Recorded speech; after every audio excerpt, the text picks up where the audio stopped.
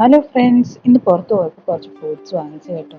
Fruits വാങ്ങിച്ച കൂട്ടത്തിൽ ഈ പഴം അവിടെ ഇരിക്കുന്നുണ്ട്. ഇതിന് പേരെന്തോന്ന് എനിക്കറിയത്തില്ല. ഞാൻ യൂട്യൂബിൽ നോക്കിയപ്പോൾ ഇന്ന് കാക്കപ്പഴം എന്ന് പറയുന്നത് കണ്ടു. അങ്ങനെ ഞാൻ ഒരു കാക്കപ്പഴം വാങ്ങിച്ച്, കുറച്ച് സീതപ്പഴം വാങ്ങിച്ചു. സീതപ്പഴം എല്ലാം പച്ചയാണ് കടയിൽ ഇരിക്കുന്നത്. അത് നോക്കി ഞാൻ പഴുത്തൊരെണ്ണം വാങ്ങിച്ചു. പിന്നെ കുറച്ച് നെല്ലിക്ക വാങ്ങിച്ചു. നെല്ലിക്ക കഴുകി വൃത്തിയാക്കി ഉപ്പിടാൻ വെച്ചു. അങ്ങനെ നമുക്കിനി നമ്മുടെ ഫ്രൂട്ട്സൊക്കെ എങ്ങനെ ഉണ്ടെന്ന് നോക്കാം. ആദ്യം തന്നെ നമുക്ക് നമ്മുടെ കാക്കപ്പഴം ഒന്ന് നോക്കാം എങ്ങനെയുണ്ടെന്ന്. ആദ്യമായിട്ട് ഞാൻ കഴിക്കുകയാണ്, അതുകൊണ്ടാണ് ഞാൻ ആദ്യം ഇതെടുത്തു. അങ്ങനെ കഴുകി വൃത്തിയാക്കി നമ്മുടെ സ്റ്റിക്കറൊക്കെ മാറ്റി അത് കഴിഞ്ഞ് മുറിച്ച് നോക്കുകയാണ് ഇത് എങ്ങനെയുണ്ടെന്ന്. അങ്ങനെ മുറിച്ച് നോക്കിയപ്പോൾ ഇത് സീഡും കാര്യങ്ങളൊന്നും അതിനകത്തില്ല.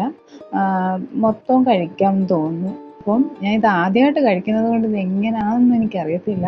ഇത് മുറിച്ചപ്പോൾ എനിക്ക് തോന്നിയത് ഇനി പഴുക്കാനുണ്ടെന്ന് തോന്നുന്നു. അങ്ങനെ ഞാൻ ഇത് വാങ്ങിച്ച് മുറിച്ച് കഴിച്ച് നോക്കിയപ്പോൾ നമ്മുടെ നനച്ച ഓമയ്ക്ക കഴിക്കുന്ന പോലെ ഇരിക്കും. പിന്നെ നല്ല മധുരമുണ്ട്. പിന്നെ ഫീലിംഗ് എന്ന് പറഞ്ഞാൽ നമ്മുടെ മത്തങ്ങയൊക്കെ കഴിക്കുന്ന ഒരു ഫീലാണ്, പച്ചമത്തങ്ങയൊക്കെ കഴിക്കുന്ന ഒരു ഫീലാണ്.